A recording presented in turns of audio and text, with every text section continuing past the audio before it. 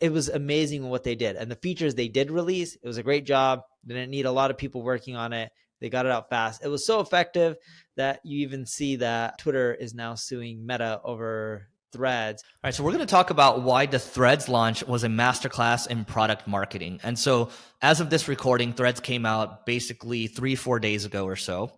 And we're going to talk about why we thought the way they went about this is probably a template for how new apps will be launched in the future to slow down other social media platforms.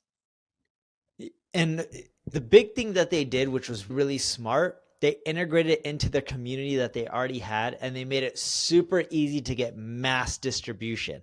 That's why it was a genius move. It was, hey, we want to go after Twitter. We want the market. If you end up just creating another social app, and I think they tried to go after Twitter a few times, Eric, and it never worked. And now they're just like, let's keep it simple. They don't even own threads.com. It's threads.net, by the way. And they're just like, just make it where people on Instagram, which is one of their most popular apps that people are super engaged on, click a button and boom, they can end up popping up something that's similar to Twitter. And they knew that people who use Twitter, yes, they use Instagram, they use Snap, they may use Facebook and LinkedIn, etc. They don't want an all-in-one app that does everything. They like the Twitter app for what it is. So they created something similar to that, just does that because it already works, but they made it super simple and easy for anyone to onboard.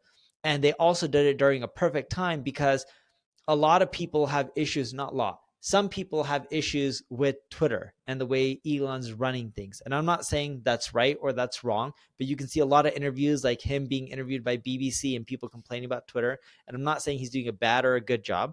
So they did that to penetrate the market. And they said, hey, we're only going to do what's best for the users, focus on product, make it where there's no ads or anything like that, giving users tons of engagement.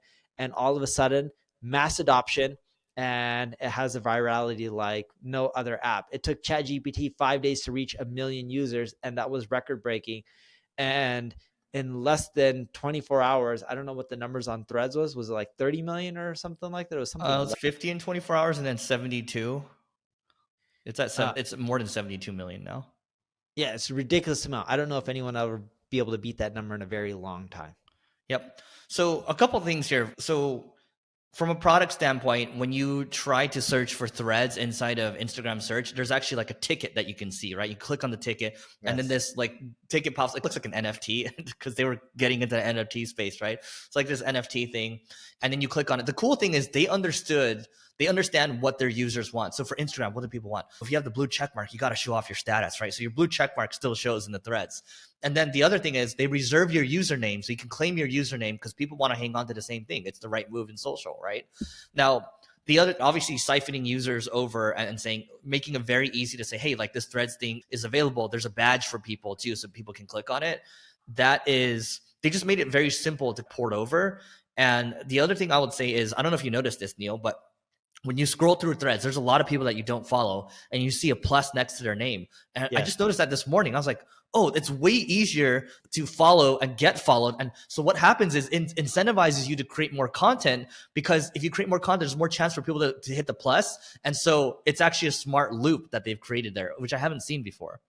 And another thing that most people don't talk about with Threads is they're not available in every region. But this is why I still think it was amazing launch that they ended up doing. Most companies, when they launch a product, they want everything to be perfect. Your product, your marketing is never going to be perfect. Now is the best time. It's better to get something out now and learn from it than just wait forever before you get something out. But the key here that a lot of people get wrong with the marketing is whatever you release that works now, even if it's not perfect, whatever is available has to be great. So you can't just release crap and expect people to adopt. You don't have to have every feature that people want, but the features you do have to work seamlessly and really great. And I don't know if you remember the Facebook rule back in the day. If you can't feed a team on a pizza, you got too many people working. Amazon rule. Is it Amazon rule? I thought two it was pizza a Facebook teams. rule. Yes, Jeff Bezos thing. 2 pizza teams. I thought that was an Amazon thing. Facebook. I thought it was a Facebook thing. Yeah. And Eric would know more. He reads textbooks much more often than I do. But either way, it was amazing what they did. And the features they did release, it was a great job. They didn't need a lot of people working on it. They got it out fast. It was so effective that you even see that Twitter is now suing Meta over Threads, when they didn't hire any ex-Twitter employees to steal anything. Yeah, even though they claim they hired a lot of ex-Twitter employees. So we'll see how that plays out, but I don't think that's going to really have legs. So two key things that we're calling out here. So one, Threads is extremely simple. There's not a lot of trending topics right now. There are no ads right now. There's not a lot of bells and whistles, right? It's just very simple. And so you launch with simplicity. And also, to Neil's point, there's a FOMO aspect right now where it's available in the US. Everyone's talking about it in the US. Oh my God, 72 million users or whatever. All the people in Europe want it. And I did a little poll the other day. I was like, how many of you are enjoying Threads? Yes, no, whatever. Are you going to be using it more? And then my third option was, I don't have access to it yet. And I think 30 to 40% of people put, I don't have access to it yet. So it's just going to get bigger. And I like it. I like the simplicity. I like how it feels very kind and there aren't a lot of bots. It's not very spammy right now. That will probably change in due time, but enjoy it while you can. And again, I would re-listen to this one. The key thing here is, first, let's say in the future, you have some distribution on whatever it is you're doing and you're trying to splinter something out. I think looking at how they went about this launch might give you some ideas as to how you want to play your product launch, your new product launch, to be specific. Anything else, Neil? Nope, that's it. All right. Please don't forget to rate, review, subscribe. 5 stars, please. And then the next marketing mastermind happening in Beverly Hills, August 7th to the 9th. You can register at levelingup.com/founders with an S.